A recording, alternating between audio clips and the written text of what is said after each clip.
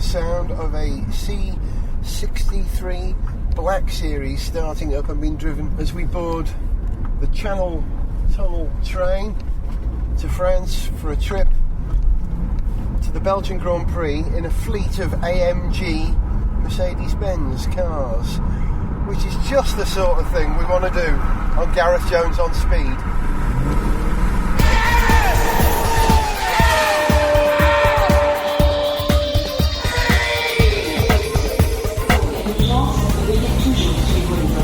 It's about 6:45 in the morning on Saturday, the day of qualifying over in Spa, and we've just loaded, I think, 9 AMG cars onto the Channel Tunnel. As you know, I'm travelling in a C63 Black Series. We've got an SLS AMG Roadster in front of me in black. My Black Series, by the way, is matte black, of course, and there are all the other cars, I think, in the AMG range represented here, and a whole bunch of journalists. Chaz Hallett from What Car being one of them. Have you done this trip before, Jim? I have. This is my third trip in a row, actually, so I suppose I'm getting quite experienced at it. Is it something that we should be blasé about, or is it a treat doing this sort of thing? Even so, because you drive everything all the time. I do drive everything, but listen, when you go to the best Formula 1 race in the season, in some great AMG Mercedes, I think you could probably describe that as a treat. I can't think of many things that tick more boxes than that. Turning up in style. Absolutely, Petrolhead's paradise. Formula 1, AMG Mercs, great road trip. Couldn't get better, really. Are you sure it's not wasted on us, though? Well, it might be wasted on you guys, not wasted on me. I'm going to take you on a bit of a tour of the Eurotunnel train. Come and meet some of the other people who are on this trip. Okay, no problem. Thank you. Two of the people who are on the trip with us. Jonny Smith. Jonny! Hello. How are you? I'm really good, thank you. Yeah. How many hours did you sleep last night? That's a good question. 4.5 or something? So you're in good shape to drive 200 odd miles in an AMG. Yeah. I woke up for what I thought was a midnight and then my alarm went off as I came out of the toilet. It was like, oh, so I'm getting up now. Oh, okay. I was woken up at 10 to 5 by the sound of, I think, the Black Series outside, because when you start it, it flips the throttle automatically. It is amazing. It's not something you get used to, is it? No. I feel sorry for whoever has a hotel room at that end of the hotel next to where all these were parked, because they really would have got woken up. Those poor people. Oh. See, they don't get the pleasure of then getting in it and then ushering it across Europe. No, exactly. Are we going to get stopped for speeding? Well, it has happened in the past, Gareth. I'm not known for driving quickly personally, so I don't anticipate that will happen. I prefer a burnout because you're not actually travelling very fast when you do it. And I don't know whether it's illegal in other countries. I think as long as you're in someone else's car, it's all right. Oh, I can't wait. Also here, Nihal, Radio 1 DJ. Hey, man. What are you doing here? That's a very good question. What am I doing here? I'm on a trip of my lifetime. Just said it's like the ultimate stag. It is, isn't it? Especially the AMG stag. Does that mean that it's going to finish with one of us tied naked to a tree? And one of us will have a tattoo on our face by the end. Which car are you in? Are you in the Roadster? Yeah. No. Sorry, not the Roadster, because the Roadster's the Gullwing, is it? No, this is the Roadster. That's the coupe. Then I'm in the Roadster. With the roof off already. Well done. No. Our roof isn't come up yet, so we're not circumcised yet. We'll be getting. Do you know, I've never heard it put that way before. Our host for this trip is Rob Halloway, who's head of PR for Mercedes-Benz in the UK, and Rob just got told off because he's standing in between the cars, and he had a bonnet open on one of the SLS's, a rather fetching brown one, a real 70s brown, and he was pointing something out under the bonnet on the engine. I'm going to find out. Rob, can I interrupt? What were you pointing out in the engine there? Each AMG engine is built by hand by one person. So on the top of the cylinder head, there's a badge which is signed by every engineer. It takes one man 1 day to build one engine. Whoa, on his own, completely?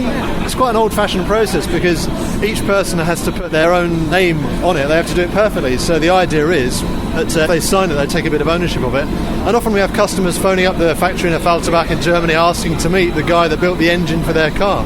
It's great.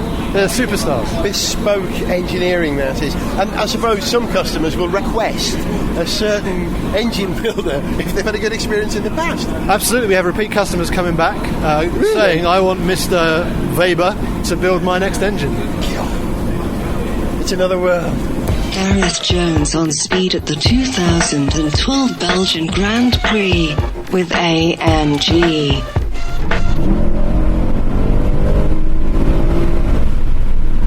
That's what the car I'm in sounds like with the window open. It's quite a lot quieter with the car closed. It's the, hang on, let me get the nomenclature exactly right. How do you say it, Rob? C63 AMG Coupe Black Series. Spot on. Tell me about this car, because this is the top of the range in terms of performance AMG car in the Mercedes-Benz range, isn't it, Rob? That's right, yeah. AMG is the high performance division of Mercedes-Benz, and within AMG there are different versions. You have the standard AMG cars, which are a pretty high standard, and then the Black Series range is kind of like the limited edition bespoke skunk works within AMG itself. So the cars are very limited numbers. There are a few hundred of them built. So they're almost the AMG that you can't get hold of unless you're one of the lucky ones. So the car we're in, the C63 Black Series, it's the fourth in the Black Series family. The first one was the SLK 55, then we had the CLK 63 AMG Black Series. Yeah. Then the SL 65, which is 670 horsepower. This one, the car we're in at the moment, is just over 507 horsepower. It's the most powerful C-Class that's ever been made. And really, the Black Series bit means that it's got more of the racing technology from DTM cars, more of that kind of thinking than the standard cars. So the suspension's adjustable, it's a bit more hardcore. They've stripped out some of the weight, so the car we're in doesn't have any back seats, and the back seats have been taken out because we've got a carbon rear wing on the boot, and the downforce generated on the rear axle means that we wouldn't be able to have the weight of two grown-up passengers in the back as well. So it reduces weight. We've got diff cooling in the back as well. It's set up for a track car for the wealthy car enthusiasts. That was my next question. Who buys this car? Well, the people that buy Black Series cars tend to have other performance cars in their garages or in their barns. I mean, I have a fantasy garage. These guys have real fantasy garages. Yeah. And the Black Series is a car that they can drive around through cities. It's still a Mercedes-Benz. It can still drive through London in rush hour at 20 miles an hour, but it can also go around racetracks or track days or unlimited autobahns without a problem. I have to admit to being a little nervous. I got in this car at about 5:30 this morning and had to steer it onto the Channel Tunnel train. I'm thinking, it's going to be wide, it's not going to have a great lock, it's going to be very low to the ground, but it was like a baby. It just slipped on. It's a usable car, but I would imagine of all the AMG cars, the Black Series is the least usable. It's still usable, but even so, if anything's going to be compromised for track performance, the Black Series is the one. Absolutely right, yeah. This is very much focused on high performance. So the engineers aren't allowed to change certain things with the cars. It has to still be drivable and usable, all that kind of stuff. Yeah. But let's not lie, it is hardcore. It's a hardcore performance machine. Yeah. Which is what you can feel. You're sitting in a Recaro bucket seat. We've got carbon all over the place, which helps reduce weight a bit. An enormous 6.3 litre V8 engine. That makes a great sound. Makes a great sound. It's hand built. That's up front, and the thing is designed just to be quite exciting. So when you get up at 5 o'clock and get on the Eurotunnel, you're looking forward to the 150 kilometres we've got till our pit stop. I had no trouble getting up at 5 o'clock this morning, which is not normally the case. I know what you mean.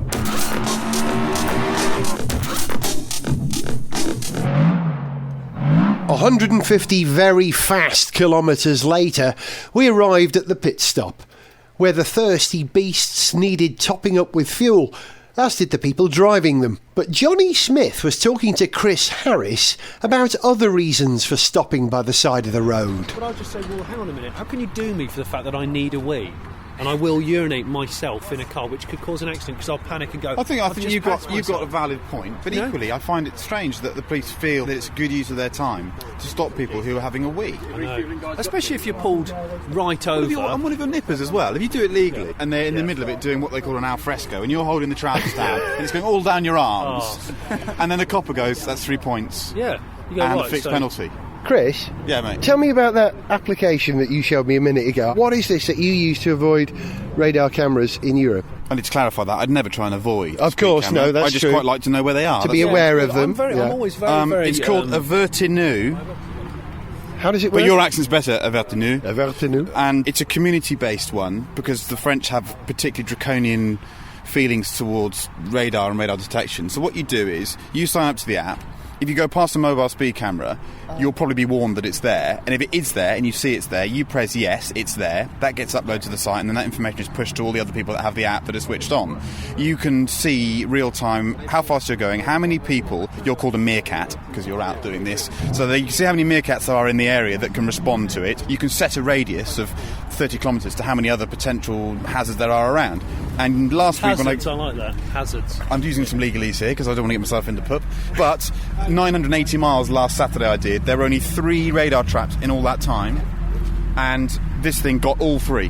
It gives you a 4 kilometre window. Says slow down, 4 kilometres. It could be anywhere in those 4 kilometres. So you slow down. And did you see the one outside Brussels? It got that one. Yeah. It got that perfect. And this is because we now have to turn off proximity alerts on our sat-nav in France. That's the law here. Yeah. And that sidesteps it. So that's still within French law? Because you're opting in. Right. There's no law that stops you saying, I've seen this, because you could be past the Eiffel Tower. Sorry, La Tour Eiffel. There's no way to stop people sightseeing, is there? And when was the last time you were caught out by a French radar? I haven't been for a while. I had an incident with the Director of Communications with Mercedes-Benz a year ago. But, You're still talking about nature? No, we're absolutely fine. Let's get back to pictures. They're more interesting. Yeah, I'll leave you to it. Gareth Jones on speed at the 2012 Belgian Grand Prix with AMG.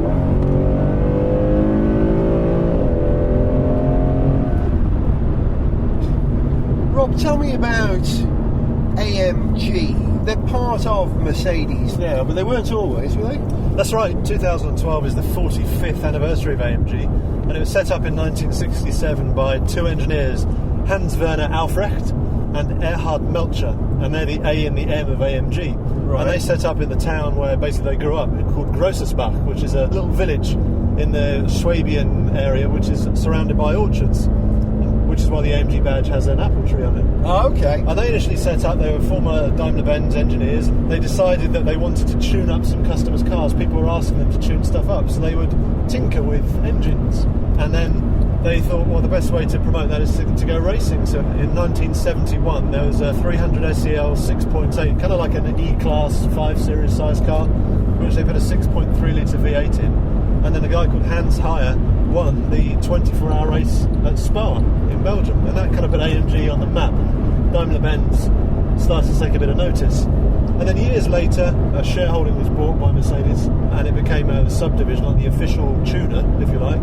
And then about 10 years ago the company became a full-time 100% division of the business, and now we have the site in Pfalzerbach, which is another small village in the apple orchards of Swabia, of Baden-Württemberg in Germany, and they build the high-performance divisions of all the Mercedes road cars. Plus, Hans Werner Aufrecht now runs HWA Racing, which is our DTM team. Yes. And we have the engine factory in Pfalzerbach, and the cars are all born there as a spiritual home. Much is made of AMG as a sub-brand within Mercedes. When Mercedes-Benz goes racing in the DTM or in F1 now, it's Mercedes-Benz AMG. That's a big part of the identity, isn't it? That's right, yeah. I mean, Dieter Zetscher, who's the global chairman of the company, and Ola Kalanius, who's got, I think, the best job in the world, he's the president of AMG. They wanted the AMG brand to be as well known as some of the other performance brands, and the best way to do that was to have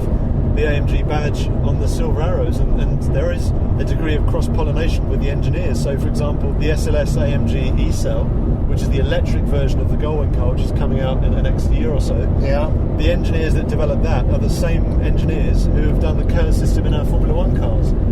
So if you're lucky enough to be able to afford one of those cars, Yeah. you're having the same people that do Michael and Nico's Sunday drives.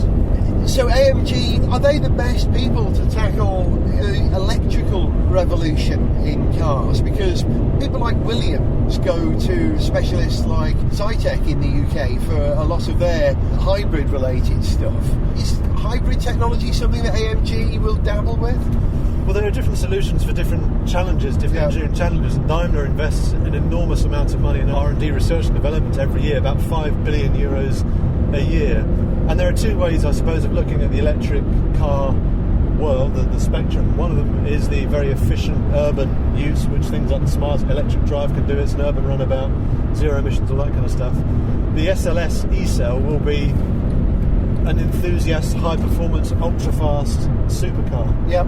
So it's two different things, but I guess it's all about efficient storage of energy. And there's no engineering reason why you couldn't have one of these high-performance energy storage units like KERS or the ERS system, which is going to be in Formula 1 in the next couple of years, in a city car. It just, I guess, at the moment costs a lot of money. The economy of scale isn't there yet. It's not been amortised. Yep.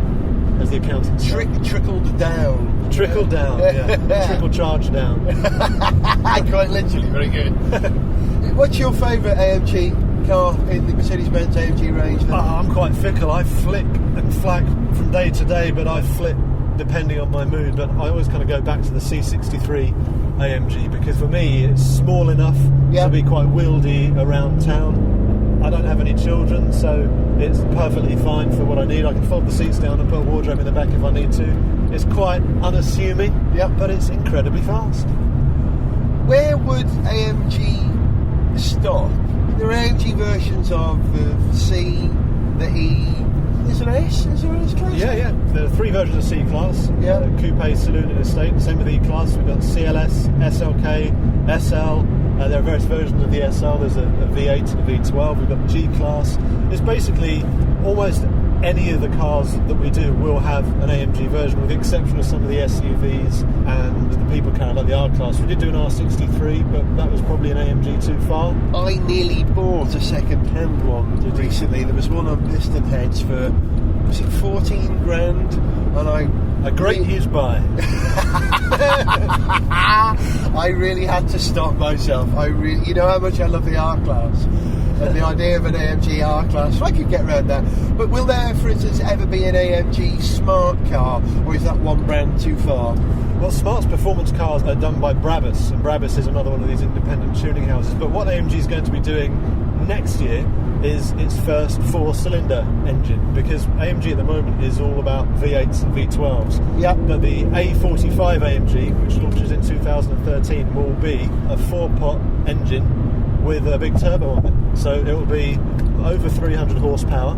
I can't say exactly how many horsepower over 300 it will be, but it will be a proper AMG. It will be four-wheel drive, and it's getting the brand to be more attainable, more relevant to more people, more regularly, because V8 C-classes and V8 SLKs and things are by their very nature quite rare beasts, but we can make it more attainable. There's an A250 engineered by AMG, which is again a turbocharged car, but AMG have played with the chassis. So again, it's making it a bit more mainstream, like some of the other performance brands from German car companies. And what that does is then allow AMG to push up as well with the Black Series, so AMG becomes two sub-brands. Absolutely. The Black Series, like the car we're in now, are the Halo cars. They're the limited edition collector's box sets, if you like. They're the ones that the fans yearn for. But then you have the standard AMGs. You've got the AMG styling kits on some of the other sport models in the range anyway. Yeah. But the idea is that there's a bit of AMG DNA in everything we do now. I'm not sure if you can describe the Black Series as a Halo car, because Halos are what angels have. This is a Horns car, what devils have. Well, I'm not saying I'm a bad man, but when you drive something as overwhelmingly performance oriented as this, you feel like a demon. That's a very good point, and the car we're in has got matte black paint and bedecked with carbon spoilers front and rear, so yeah, you're absolutely right.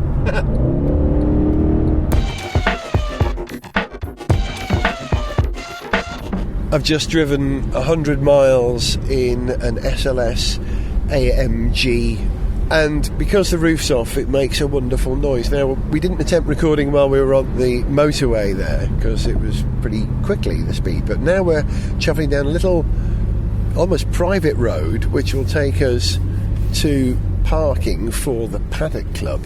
And I thought you might like to hear this engine. Now, I don't know if I'll be able to do this. Let's have a go. Yeah, you can hear it, can't you? That was most of the horsepower. Most of it. That's probably enough on this road here. Gareth is currently driving on a mud track. It's true, and it's remained all four wheels pointing in the same direction as the way I want to go. It's a good car, this, Rob. I'm glad you like it. Very hard to drive whilst holding a recording device. I think that's probably enough, don't you?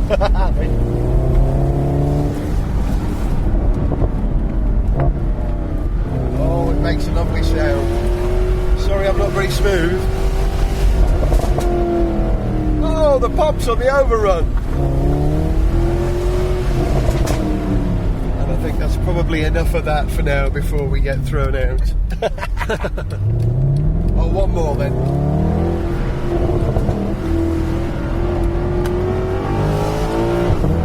Oh, yes.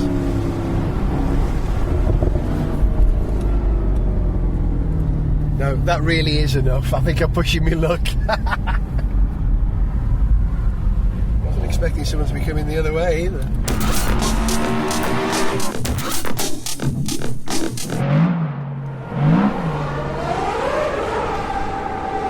Just a little proof that we haven't come all this way to Spa without getting close to some F1 cars.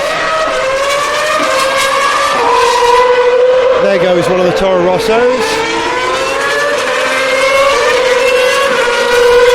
And the other one followed by a Force India exiting the pit lane for the second part of qualifying here today. I'm going to do a bit of audio recording for you. I'm going to go and stand over the start-finish straight and set this recorder to the full 180-degree stereo imaging. There goes Maldonado. And I'll give you some proper hi-fi recording of F1 cars.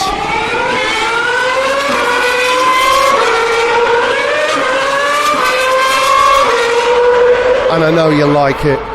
The next few minutes of Gareth Jones on Speed are nothing but pure car audio porn. Can I suggest that the way to enjoy this section is to listen to it on the best pair of headphones you have available. You might also want to have a clean pair of undies to change into afterwards.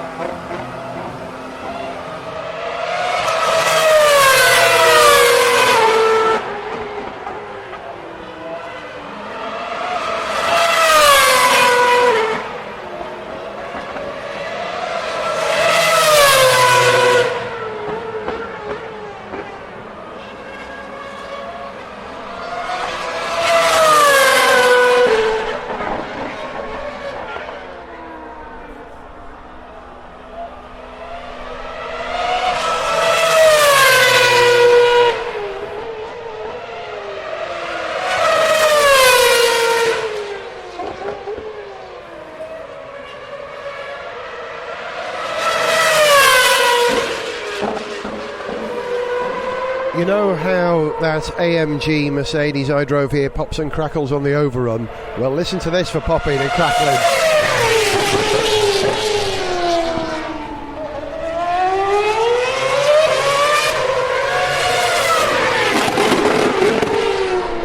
That was a Force India at the end of the start-finish straight. Toro Rosso. The Red Bull.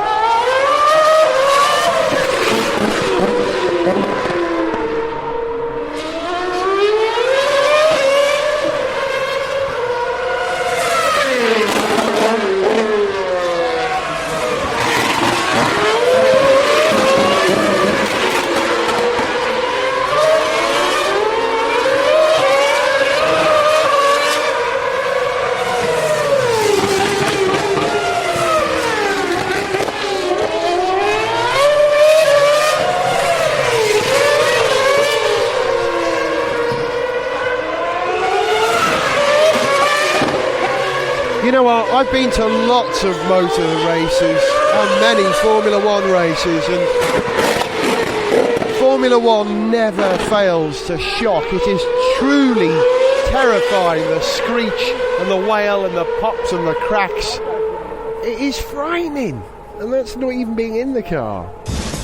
Traditiones on Speed op de 2012 Belgische Grote Prijs met AMG.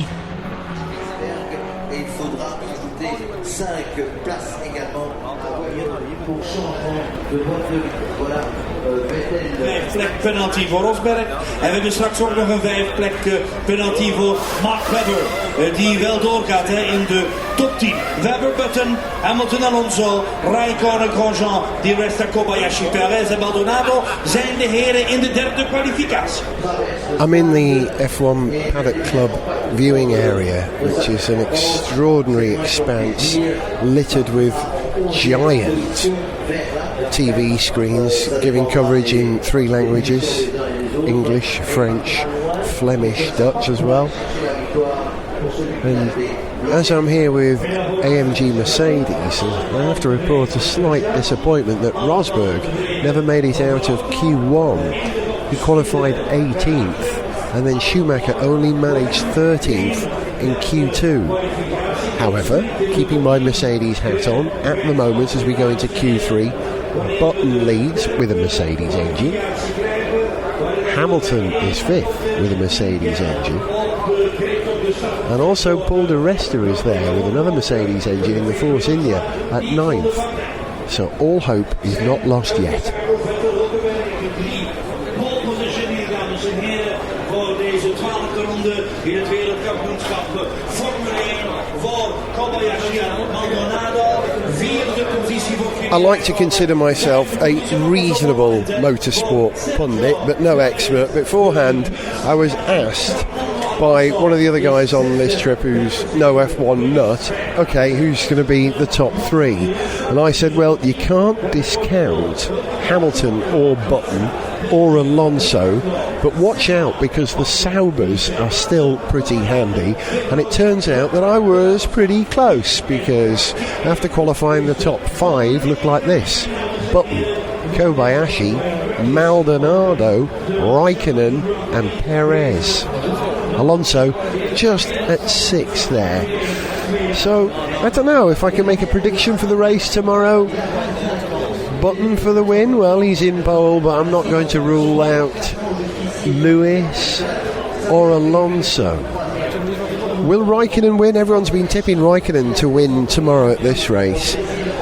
I'm not sure, because it takes a long while to put a really competitive car together in a team, and you have to wait for all the stars to align.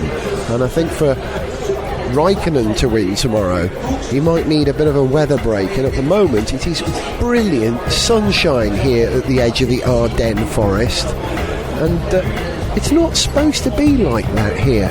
So if you excuse me, I'm off to do a little sunbathing and perhaps a sip of the free champagne. Thank you AMG, and thank you Bernie. Providing Gareth doesn't overdo it with the sun and the champagne, our bumper coverage of the 2012 Belgian Grand Prix continues in the next episode of Gareth Jones on Speed. To send us an email, see pictures, get song lyrics, join our Facebook fan site or follow us on Twitter, go to garethjones.tv. Gareth Jones on Speed is made in London by Whiz Bang. Gareth Jones